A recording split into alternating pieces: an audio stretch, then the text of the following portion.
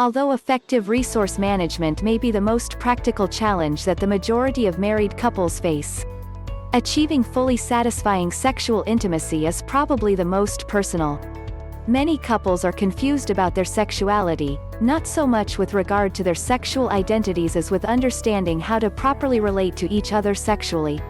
Sexual dysfunction is a significant source of frustration, conflict, and unhappiness in many marriages.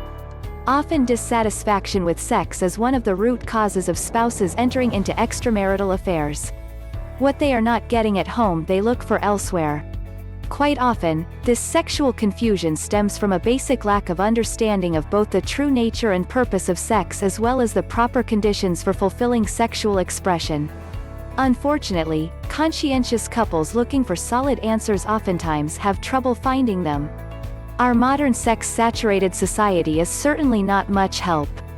Although we live in a time when sexuality issues are discussed more openly and frankly than ever before, much of the popular discussion of sex is based on dreams, fantasy, and human ideas rather than on truth, reality, and the wisdom of the ages. Everywhere we turn we are bombarded by sexual images and messages. Sex drives both the entertainment and the advertising industries. It fills the airwaves in the movie theaters. It is used to sell everything from shaving cream to automobiles. Even our everyday speech is peppered with sex talk. Some people seemingly cannot hold a conversation unless it is laced with sexual references. Yet, for all of our talking and thinking about sex, much of society remains largely ignorant of the subject because so much of our dialogue is based on error and misconceptions. Another sad truth is that the modern church typically has little to add to the discussion.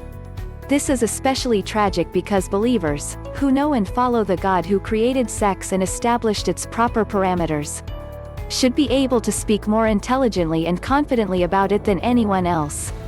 Yet the community of believers is often silent in the public forum regarding sex. Whether because of embarrassment, confusion, timidity, or a sense that the subject of sex is either too personal or not sufficiently spiritual for the church to weigh in on publicly.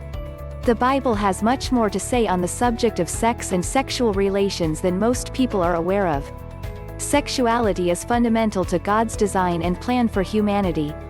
So God created man in his own image, in the image of God he created him, male and female he created them. Genesis chapter 1 verse 27. Male and female are gender distinctions that imply sexuality.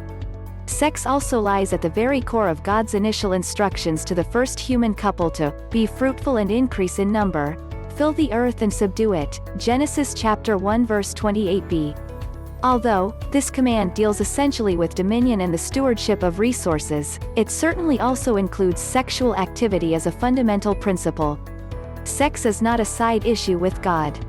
Because of its importance to human experience and because of the widespread confusion that exists on the subject today, it is crucial that we come to a biblical understanding of sexuality in order to counter the errors and misinformation that are so prevalent in our society. We need to understand what sex is not, what it is, and what its purpose is, as well as establish guidelines for acceptable sexual activity within the context of a biblical marriage.